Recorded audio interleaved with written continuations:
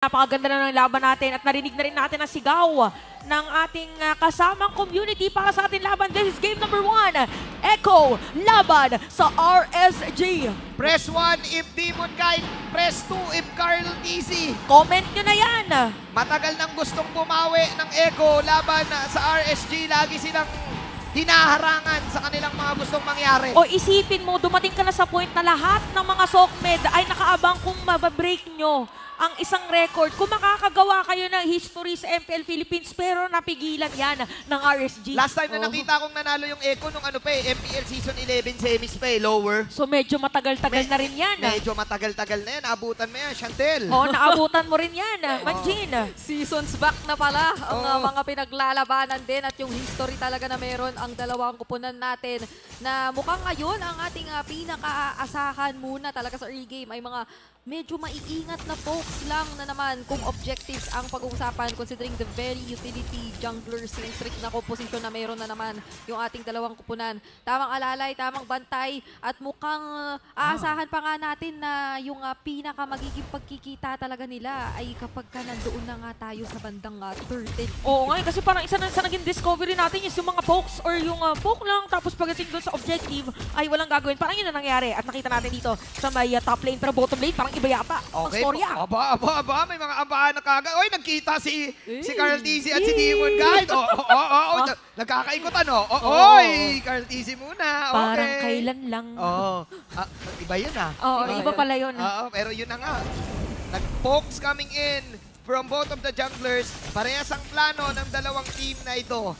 Yeah. Nakaabang din sa may pagong if ever. Alam mo yun, dumating na tayo sa point na lahat talaga ng mga pwedeng entry point, exit point ay inaabangan natin mga players. Take note na hindi pa level 4 si JP para din sa ating laban, pero level 4 na sila. Okay, finally magkakaroon natin ng laban dito dahil nagkakasubukan na. Nagkalooban dito sa my turtle. At ang unang mawawala ay si Nats. First blood para kay Carlito, pero sino makakuha ng turtle? Walang iba kundi si JP. At doon na naig ang mga Orcas. Dahil dyan, 4 ang namatay para sa RSG. Mukhang dediretso pa dito sa may jungle area si Cartis and the rest of the players of Echo. Mukhang nakita naman natin yung plano talaga, especially coming in from Nats na hanapin at targetin yung mga gustong bawasan. Pero mas pangmalawakan kasi yung sakop at yung nabigay na impact dito ng export ni Sanford. Mas marami siyang natamaan na bawasan. And eventually, yung naging last insanity or yung clutch talaga doon na damage na nagmumula pa doon sa iba pang miyembro. Nakita mo kung paano nila clearly na ipanalo yung teamfight na yun eh. Oo nga no, parang si 4D nga ang naging dahilan doon. What a zone! Oo nga, tsaka ito, Jungler Punisher. In their 4 games, Echo lang po ang kaisa-isang team na nakapatay ng opposing jungler in the first 5 minutes of the game. Iba kasi yung threat ng mga Orca eh. Hunt as one nga eh. Yun yung kanilang bagong motto ngayon eh. Hunt as one, bawi as one. O parang ramdam na silang sabihin na natin more on aggressive. Kasi kung hindi tayo maging aggressive, hindi natin makukuha possibly ang objectives. Kaya naman 4-0 agad para dito sa ating laban at patuloy lang na nagja-jungle dito si Carl TC at parang gusto talaga nilang kuhanin kung nasan si Kosei. Kita nila si Kosei, missiles will miss. The Echo will try to attempt to push the top side tower. Yes, ang laking threat ngayon na nabibigay ni JP with so far 100% kill participation dito sa kanyang kupunan. At napakalaki ng impact na nasabi natin kanina na talagang tinry nila nakuhain agad yung early level 4 na nakadagdag pa doon sa naging factor kung bakit naging maganda yung advantage nila doon sa turtle objective. Na ngayon ay mukhang agarang convert na rin ang gusto nila dito sa top lane. Oo, parang talagang sa itaas kasi 4 na players yan by the way ng Echo ang nandirito at kinuha pa nga with IMU yung ultimate dito ni Light. So parang ibang rotation ang ating nakikita para dito sa Echo. And more on calculated sabihin na natin na. Pero RSG, alam din naman nila kung ano yung pwede nilang pangsabay against Echo para dito sa ating game. And sabi ng Echo, sige kunin na natin yung turtle dahil nakuha na natin yung space sa top lane and even in the middle lane. Roll out na muna si Demon Kite. Naramdaman nila dito na parang naghahanap muna si Demon Kite. Okay, kailangan natin malaman kung saan nakapwesto din yung mga players ng Echo. Pero ibang players ng Echo nakapwesto din dito sa may Pagong. Dumating na tayo sa point na yung Pagong ay talagang pag-aagawa nitong ating dalawang kupunan. Kailangan na muna, ayun yung Yoyo Blitz sa ilalabas at ngayon, pumasok na yung Angela dito kay Nats. Sinasalulaan. Pero sino makakakuha ng total? Walang diba si Carolito!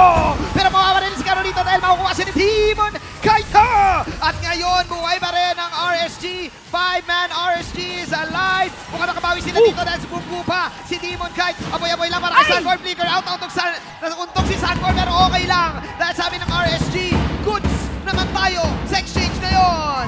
Pero kamunti ka na makuha si Sanford nung moment na yun. Ano bang pinaka naging importanteng moment dun sa laban na yun? Mukhang nakita naman natin yung difference ng kapag ka natanggalan mo agad ng threat yung isang expert sa team fight na agaran nakita rin nating binasag yung Firaga Armor. And at the same time, bukod sa natanggal na nila yung threat na yun, ay nakita natin kung paanong na-isolate dito or na-focus fire nila etong damage nila onto Carl TZ. Nasabihin na natin kahit nagkaroon siya ng additional regen kasi nagawa niya talagang hanapin dito or gamitan ng Detona's Welcome. Etong ang si Demon Kite. Yung oras niya na nagbabad doon, na-punish na agad. Demon Kite, babanatan. Tamang kotong lang kay Sanji. Flicker out para kay Sanji. Carl TZ nandito para nakabang. JP, conceal. Abang lang. Abang lang. Abang gaming. Pero nakita natin dito, no, alam din dito ni Sanji na anytime may pwede siyang bigyan. Kaya ginamit niya agad dito yung kanyang flicker. Kasi sayang nga din naman yung magiging edge niya on the passive of Valentina. So 4 muna natin score, consistent pa rin. Dito ang Echo sa kanyang kalamakan pero sa consistency sa may bottom lane. Ayan Demon na! Kite, si Sanford ngayon ang ginagawa. Alam nilang walang flicker to. Sanford, mawala yung Firaga Armor. Pero the pokes are real mula kay Nats. RSG, sila ngayon yung nagiging gangster.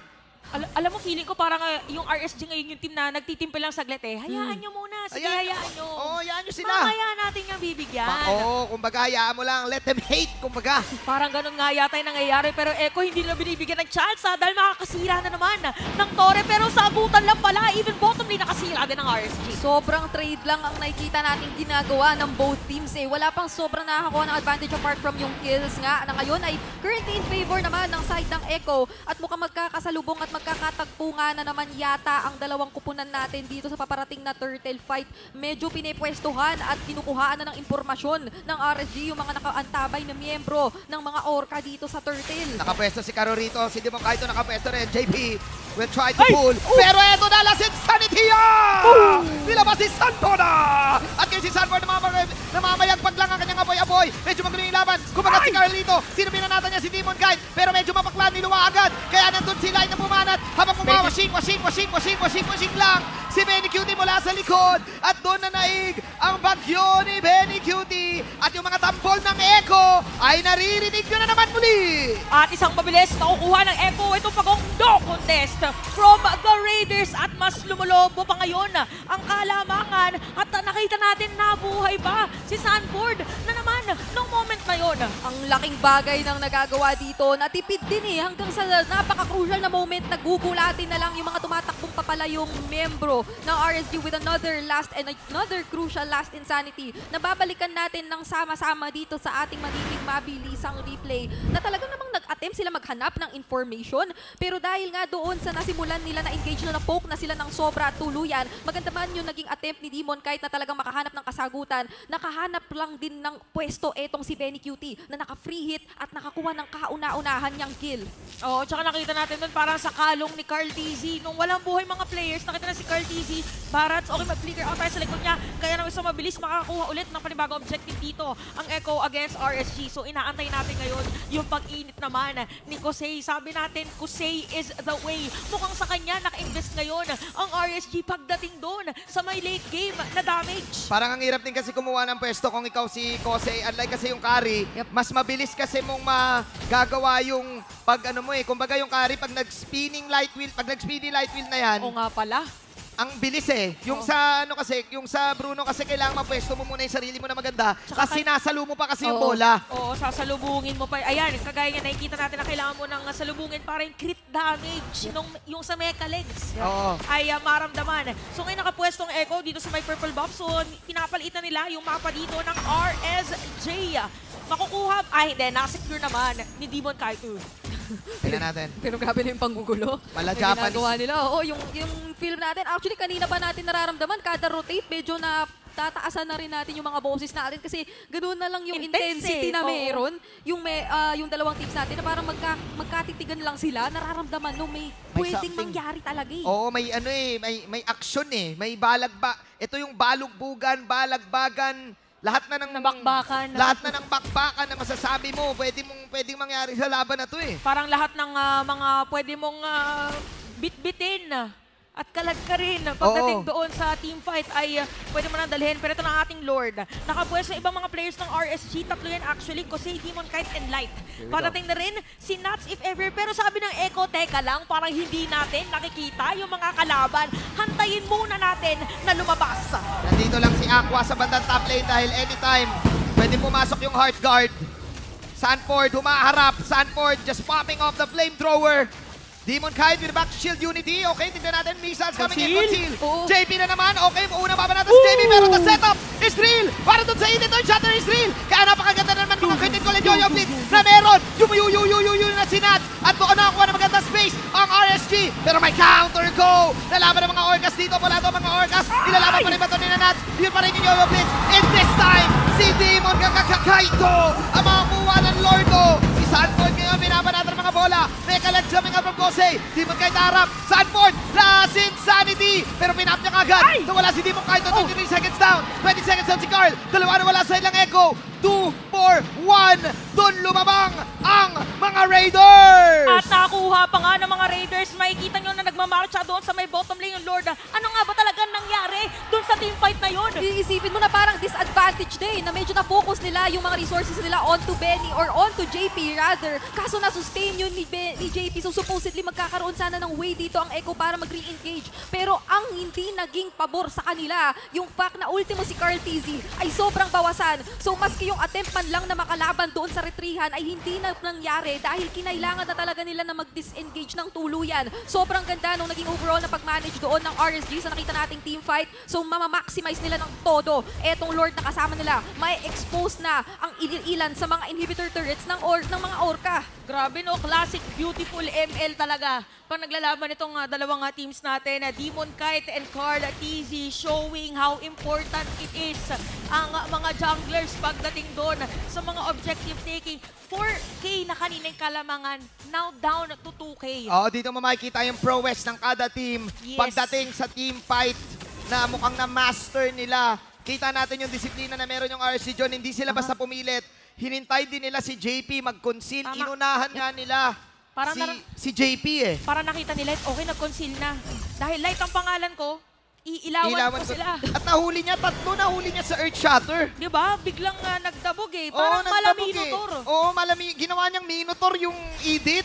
Nakakawala talaga sa sa pagkapwesto, pagkaporma, kapag ginulantang kayo ng ganong klaseng Earth Shatter na magkakasama. At doon natin nakita na medyo hindi na talaga nakakahanap dito ng way ang Echo, especially under the lead ni JP na sobrang pangunahan o i-engage yung mga miyembro ng RSG dahil sila na yung sobrang nakauna dito in terms of yung pagbawas, in terms of yung pag-poke. Tapos nung naka-entry or nakapasok nga dito sa naging team fight si Nats na talagang tinarget o tinry kuhain dito si JP. Ang laki na rin nung naging impact noon kasi siya sana yung pinaka-crowd control din o taga-harap at taga-pigil. Pero dahil nga nawala na yun, na-expose na rin ng sobra. Kasi etong sina Carl TZ and yung ibang mga crucial members dito ng Echo. So naramdaman na nila dun kung ano yung kayang gawin ng RSG o kung ano na yung naipong damage na meron sila. Alam mo ngayon na tumatagal ang ating laban, 13 minutes, almost 14 minutes. Gusto kong malaman, sinong team ba talaga ang lamang pagdating sa late game? Alam mo, tingin ko ang sagot dito, parehas lamang. Parehas pang late game. Parehas pang late game. Sabagay. At ang panalo dito ay ang audience nanonood. Kasi kanina, kung wala man tayo masyadong action na nangyari, ito purong action eh. Action Jackson. Action Jackson. At ako, personally kung ako lang bibigyan ng opinion pagandahan na ng pumindot. Pagalingan na, paramihan din ang mga pwede pang mapindot. So, ibig sabihin, kung ikaw ang RSG even Echo, hindi mo gusto na magamit agad yung mga resources mo as much as possible. Okay. Gusto mo na pagdating doon sa may dulo, meron ka pang pagkakabitan ng lakas, meron ka pang pagkakabitan ng skill. Hindi ka pwedeng magpa-bait kung ikaw na yung nasa posisyon talaga ng parehong kupunan na ito. Kung ano yung spammable, yun yung pwede mong i-risk na gamitin at this point. Na ngayon ay makikita naman natin, mga flamethrower mula dito muna kay Sanford. At hindi nga sila nagkakakitaan. Walang kahit anong impormasyon na hawak-hawak ang dalawang kupunan sa kung nasan yung ibang mga miyembro, yung mga taga-setup, sina JP, sina Nats, hindi pa nila nakikita. Yeah. So ngayon, sobrang ingat lang na nakikita natin. Nasayawan Napanood dito ko sa na dalawang to to. Ang difference maker lang dito yung Angela eh. Kasi yung Angela pwedeng nandun lang sa may bandang MOA Bush. Sa bandang south. Nasa south bush lang. Oh, yung Angela. Yung Albert Bush. Oo, si Aqua ay nag-aabang lang. Sporting 14K on the Lord. Hindi nire-reset ha. Parang same story yata para dito sa atin nilang kupunan. Kung sino, one shatter na naman, ginawang minuto na naman yung edit dito nilaban. Habang si Carl Daisy, eto na ang Earth, niluwa, at kinamandong kung sino yun. Jose? Wala kayo, very cute yung makakuha ng free hit. Pero pulado din siya, pero bumabanat ang si Jose mula sa likod, maging si Aqua. Love waves na. Wow. 2 for 1 exchange na naman. Sabay naghahabol ang buong kupunan ng RSG. Ginagalawan sila JP. Si JP ay namumula at ngayon wala na siya sa kamay ni Aqua. RSG ang nagwagi. Kitang-kita natin ngayon, kakaibang pagre-raid ang ginagawa ng mga Raiders. Pati Torres sa may middle lane, nakuha na rin nila. Napakagandang teamfight ang kanilang pinapakita at para nagugulat ngayon ang Echo sa mga nangyayari. Meron pa Lord sa top lane. Grabe, gusto na nilang ituloy-tuloy itong kung ano man yung nakasimulan nila. At nung kaninang nakita nating pinili ni Carl TZ na hindi na nga yata'y lumapit pa dun sa Lord Objective, pinili na lang niya itenadonus welcome si Nats na talagang nanggugulo dun sa mga kakampi. It would have been worth it kung nakakuha sila ng panalo sa teamfight. Pero unfortunately, apart from the Lord na nabigay na nila sa RSG, nakakuha pa ng advantage ang RSG na ngayon sumusugod na yata. Okay, this time si Light yung hinarangan. Si Light naman yung tinonus welcome. Lalaban pa ba dito ang side ng Echo? Pero Light, ang ganda ng kanyang passive. Nawala si Demon Kaizo. It's time to fight na ba para sa side ng Echo? Not this time. Dahil this time yung RSG magbaback. Sabi nila, hintayin na muna natin ang Lord. Kahit papano, RSG, masasabi mong lamang na kasi nasa kanila na yung 100 gold. Oo, kumbaga kung ikaw ay supporter ng Echo at ng RSG ngayon, pwede muna ulit huminga dahil probably ang next na magiging teamfight natin is during this next Lord fight. Pero I might say, correct me if I'm wrong, bridge para dito sa game natin, parang nagiging, sabihin na natin, at advantage is yung team na mauunang mag-set up ng play. Parang nagkakasalisihan dito si Light at saka si JP, kaya pag nauna si JP, mananalo sa teamfight sa Echo. Pag nanalo or nauna ang RSG, ganun din ang mangyari sa kanila. Pinaka nagiging yung mga pang-initiate or pang-engage nila ay nagiging tila pang-sagot na lang. Kumbaga, kapag naunahan na sila dito ng kabilang kupunan na I think ay sobrang nagiging laking advantage dahil sa maiikling panahon na talagang pinipili nila na kahit papaano'y dumepensa, iprotektahan yung isa't isa at makahanap ng magandang pwesto para in case lang na gusto nilang mag-re-engage o lumaban din ay makalaban pa. Yun din yung moments o mga oras na ginagamit nung mga taga-free hit nung kabilang kupunan para sobrang mabawasan na dito yung mga nagtatry tumakbo papalayo and at the same time umaabot sa punto na kinakaya na lang nilang i-all in or i-commit kung ano man yung nasimulan na dito ng kanilang kupunan dahil nga sobrang nasa advantage na sila given na sila yung nauna sa agro, sila yung nauna dito sa tapang na nakikita nila, capable at kaya nila. So right now, napakalaking bagay nung information talaga na nahahawakan ng dalawang teams natin right now na I think ay sobra pa nating kailangang makuha or makita from them considering na 9 seconds na lang, dadating na naman yung next major objective natin which is yung Lord. May iba talaga, may underlying rivalry talaga sa laban na to. Itong Demon Kite variant ng RSG, ito yung Echo na gustong-gusto at parang nanggigigil sila sa variant na to. Last time nga, nung playoffs, dito nga natin nakita, Echo man ang nakakuha ng panalo doon. Pero yung last kasi na MPLI, ang laking bagay nun para sa dalawang team na to. Kaya naman, mas confident ang RSG, lalong-lalo na doon sa mga engagement.